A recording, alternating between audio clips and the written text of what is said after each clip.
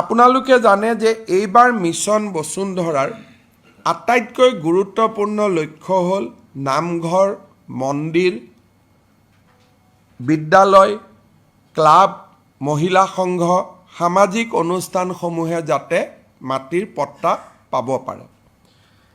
কিন্তু মাটিৰ পট্টা পাবলৈ ৰেজিষ্ট্ৰেশ্যন কৰিব লাগে ছ'চাইটিটোক। আৰু ছ'চাইটিটোক ৰেজিষ্ট্ৰেশ্যন কৰোঁতে মানুহৰ অসুবিধা হয়। 3 বছৰৰ চাৰ্টাৰ্ড একাউণ্টেঞ্চিৰ চাৰ্টিফিকেট লাগে, অডিট চাৰ্টিফিকেট লাগে। আজি কেবিনেটে সিদ্ধান্ত কৰিছে যাতে মিছন বসুন্ধৰাত এই নামঘৰ, মন্দিৰ, স্কুল, ক্লাব, মহিলা সংঘই মাটিৰ পট্টা পাব পাৰে। সেইকাৰণে তেওঁলোকে ছ'চাইটি ৰেজিষ্ট্ৰেশ্যন এক্টত পঞ্জীকৰণ কৰিব গ'লে 3 বছৰৰ চাৰ্টাৰ্ড একাউণ্টেণ্টৰ হিচাপ থকা কোনো অডিট ৰিপৰ্টৰ প্ৰয়োজন নহ'ব। এতিয়া সেই ব্যৱস্থাটো আজিৰ পৰা আমি উঠাই দিছোঁ মিছন বসুন্ধৰা পৰ্যায়লৈকে। যেতিয়া বসুন্ধৰা পাৰ হৈ যাব তেতিয়া আকৌ এই নিয়মটো আহিব।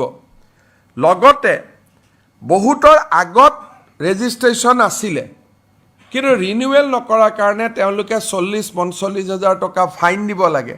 আৰু ইমান টকা ফাইন দিব লাগে কাৰণে মানুহে ৰেজিষ্ট্ৰেশ্যনো ৰিনিউ কৰা নাই আৰু বসুন্ধৰাটো মাটি নাপাব।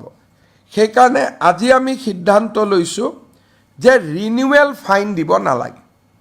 যদি 10 বছৰ আগতো ৰেজিষ্টাৰ কৰা আছিল, এতিয়া আকৌ এবাৰ ৰিনিউ কৰি লওক।